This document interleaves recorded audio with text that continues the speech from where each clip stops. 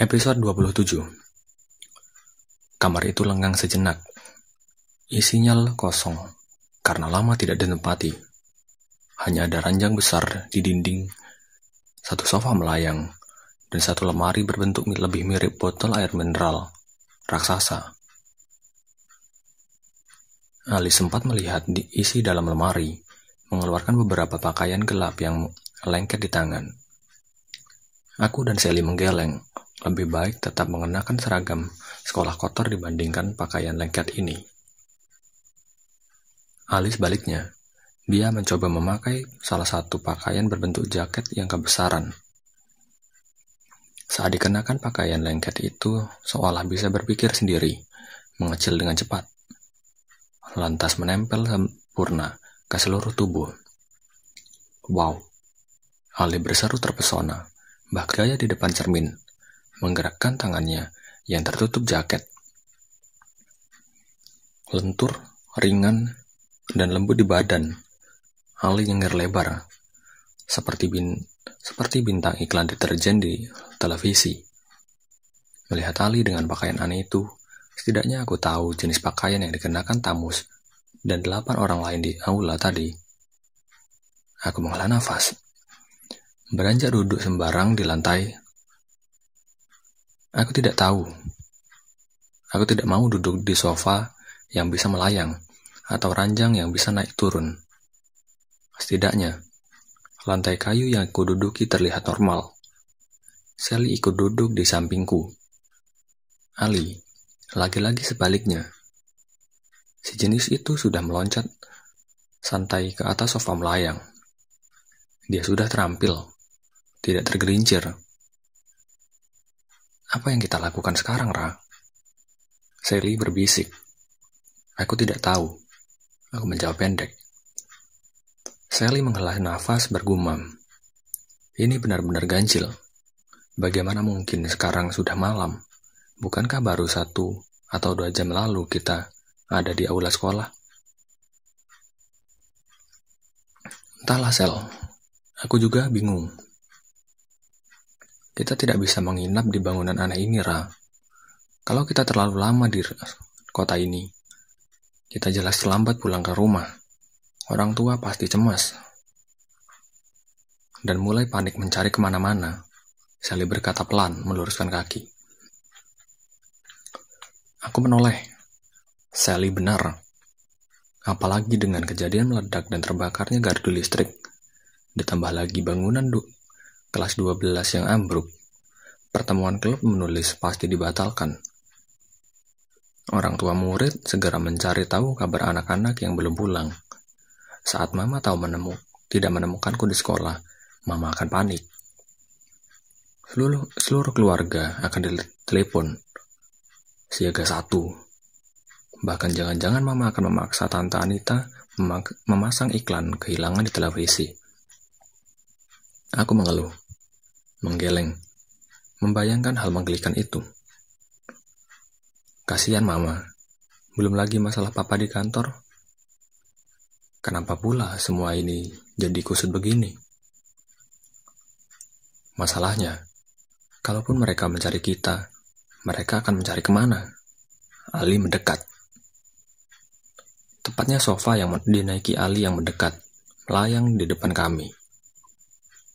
Mereka akan meminta bantuan polisi, detektif. Aku berani bertaruh, bahkan agen rahasia macam FBI pun tidak tahu di mana kota ini berada. Kami menatap si jenis itu, tidak mengerti. Saat di atap bangunan balon tadi, aku memperhatikan sekitar dengan seksama. Kalian tahu, aku hafal posisi kota kita, hafal letak bulan dan bintang. Ali menunjukkan kepalanya.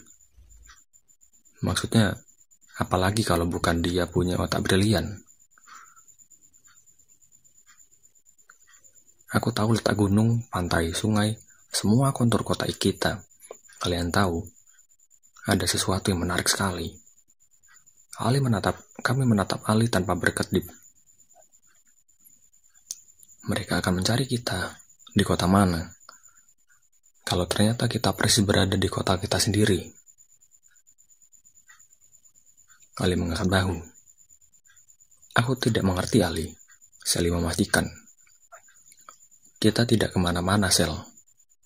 Aku yakin sekali, ini tetap kota kita. Hanya, entah kenapa seluruh rumah, bangunan, gedung tinggi di kota kita berganti dengan hutan dan balon-balon beton raksasa. Bahkan saat ini, kemungkinan kita sedang berada di salah satu ruangan rumah Ra. Entah di ruang tengah atau ruang tamu. Tapi bagaimana dengan? Sally menunjuk sekeliling kami. Itulah yang membuat semua ini menarik. Ali bersedekap, bergaya seperti profesor fisika terkemuka. Kita berada di tempat yang sama, tapi dengan sekeliling yang amat berbeda. Bahkan, orang-orang yang berbeda. Kamu sebenarnya hendak bilang apa sih? Aku akhirnya bertanya, tidak sabaran. Tidak bisakah dia menjelaskan lebih detail dengan bahasa yang lebih mudah dimengerti? Ali mengangguk. Dia meloncat turun dari sofa melayang, mengeluarkan buku tulis dari ransel yang selalu dia bawa kemana-mana, mengambil ballpoint. Kalian perhatikan.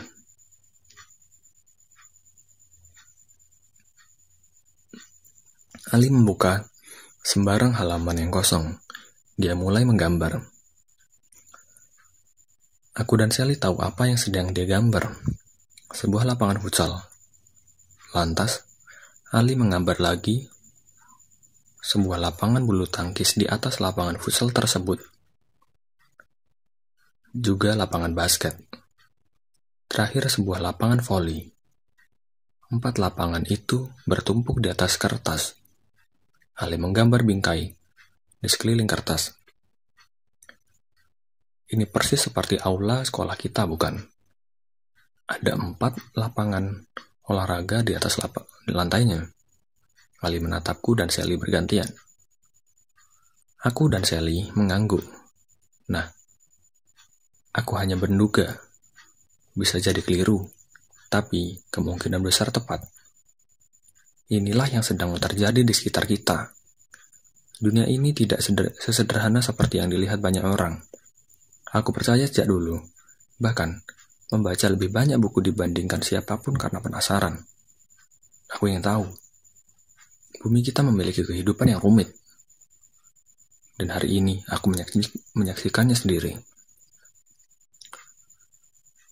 Ada sisi lain dari kehidupan selain yang biasa kita lihat sehari-hari. Dunia lain. Kalian perhatikan aula sekolah kita. Ada 4 lapangan olahraga di atasnya, bukan? Jika kita ingin bermain futsal, pasang tiang gawangnya. Jika kita ingin bermain basket, tarik tiang basketnya. Maka, di bumi, bisa jadi demikian. Ada beberapa kehidupan yang berjalan di atasnya, jalan serempak di atasnya. Tapi kita tidak bisa bermain voli, basket, badminton, dan futsal serempak di aula, Ali. Sally menggeleng. Akan kacau balau. Pemain bertabrakan. Bolanya lari kemana-mana. Itu benar, Ali mengangguk. Tapi bukan berarti tidak mungkin. Bumi jelas lebih besar dibandingkan aula sekolah. Saat kapasitasnya besar, bumi bisa berjalan tanpa saling ganggu, persis seperti sebuah komputer yang bermuka 4 atau lebih program. Bukankah kita bisa menjalankannya bersamaan? Membuka internet, membuka dokumen, membuka pemutar musik, dan mengedit foto sekaligus. Ada banyak program-program yang berjalan serentak tanpa saling ganggu. Kecuali jika komputernya terbatas, bisa hang atau error. Aku yakin sekali, beberapa sisi kehidupan di bumi bisa bertahan, bisa berjalan serentak, tanpa saling ganggu, berantakan. Dan bolanya lari kemana-mana. Setidaknya, aku sudah menyaksikan 2 sisi. Sisi pertama, kehidupan di bumi seperti yang kita jalani selama ini. Sisi kedua, kota aneh ini, bangunan aneh ini, dan semua yang ada di sekitar kita. Dua sisi itu berada di satu bumi, berjalan tanpa saling memotong. Ruangan itu senyap sejenak. Kalau hal itu memang ada, kenapa selama ini tidak ada orang yang mengetahui bahwa dunia lain tersebut di bumi? Sally bertanya lain. Yang pertama, karena ada dua dunia itu terpisah sempurna. Yang kedua, karena kita terbiasa dengan kehidupan sendiri. Jika seseorang sibuk bermain futsal di aula sekolah, lantas yang lain sibuk bermain basket. Mereka hanya sibuk dengan permainan masing-masing tanpa menyadari ada dua orang permainan berjalan serentak. Nah, kalaupun ada yang tahu, mereka hanya bisa menduga. Bila mungkin ada alam gaib atau alam dunia lain di luar sana, tapi mereka tidak pernah mampu menjelaskannya. Ali menjelaskan dengan intonasi yakin. Kalau begitu, ada berapa sisi kehidupan yang berjalan serempak di bumi? Aku akhirnya membuka mulut. Sebenarnya penjelasan Ali sama sekali tidak masuk akal. Tapi aku tidak tahu harus bagaimana membantahnya. Aku memutuskan bertanya. Tidak tahu. Yang pasti, sosok tinggi kurus di aula tadi menyebutku makhluk tanah. Orang lemah itu satu. Dia pasti merujuk penduduk bumi saat ini. Dia juga menyebut Sally yang dengan sebutan klan matahari yang berjalan di atas tanah. Itu dua. Terakhir tentu saja di dunia kita yang kita lihat sekarang ini. Aku tidak tahu namanya. Kita sebut saja klan bulan. Karena di mana-mana ada bulan, termasuk bangunan balon ini. Itu berarti 3. Mungkin masih ada lagi dunia lain yang berjalan serentak, tapi aku tidak tahu. Dan aku tahu kenapa kamu bisa mengerti dan berbicara di dalam bahasa mereka, Ra. Sosok tinggi kurus menyebalkan itu berkali-kali bilang kamu tidak dimiliki dunia ini. Kamu dimiliki dunia kita sekarang berada. Itu masuk akal. Aku tidak tahu penjelasan detailnya. Sepertinya kamu menguasai begitu saja bahasa mereka. Ali mengangkat bahu. Aku mengusap wajahku dengan kedua telapak tangan. Entahlah, apakah aku bisa mempercayai penjelasan si jenis ini? Kalian tahu, ini keren. Bahkan Einstein tidak pernah bisa membayangkan ada dunia paralel di sekitar kita. Dia hanya bisa menjelaskan bahwa waktu bersifat relatif. Einstein mungkin saja benar. Imajinasi adalah segalanya.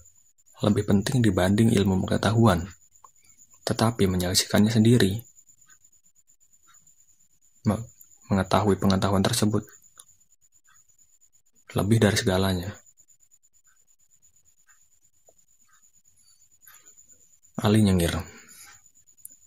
Aku bersandar ke dinding kamar, membiarkan si jenis itu senang sendiri. Fisikawan, astronom, ahli matematika terkemuka Galileo Galilei hanya bisa membuktikan teori heliosentris Copernicus. Entah bagaimana reaksinya jika mendengar ada dunia lain berjalan serempak di atas bumi. Kemungkinan dia akan seperti pendukung teori geosentris. Kaum fanatik, tidak berpengetahuan, tidak percaya. Buku PR matematika murah. Sally teringat sesuatu, memotong kesenangan Ali. Aku menoleh kepada Sally. Bukankah kita bisa masuk ke dunia ini karena buku PR matematikamu tadi? Sally berseru. Kita bisa kembali ke kota kita dengan cara yang sama. Sally benar. Aku bergegas hendak berdiri mengeluh. Bukankah buku itu tadi tinggal di kamar si kecil? Karena kami terlanjur kaget. Aduh, bagaimana mengambilnya sekarang? Ali membuka isi tas ranselnya. Aku sudah membawanya, Ra. Aku dan Sally menghela napas lega. Aku khawatir kalian akan meninggalkan banyak benda jika tidak ada yang berpikir 2 langkah ke depan. Sally tersenyum. Ali tersenyum bangga. Aku menerima buku PR matematika dari Ali. Semangat meletakkannya di atas lantai kayu dan ludah. Menatap buku itu, bersiap. Ayo, bersinarlah lagi. Aku bersisik. 1 menit berlalu tanpa terjadi sesuatu. Sayangnya, buku ini hanya buku biasa sekarang, Ra. Ali menghembuskan nafas. Aku sudah memikirkan kemungkinan itu tadi. Sempat mengintip ke dalam tas ransel saat kita berada di atap bangunan balon. Buku ini tidak mengeluarkan sinar apapun lagi. Lengang. Buku itu tergeletak di atas lantai.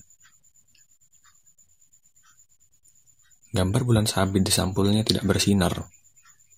Sally menatap amat kecewa. Bagaimana kita pulang, Ra? Aku menatap Ali. Dia si jeniusnya.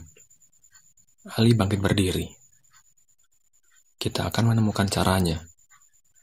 Mungkin tidak malam ini, tapi cepat atau lambat, kita akan menemukan caranya. Setiap ada pintu masuk, pasti ada pintu keluar.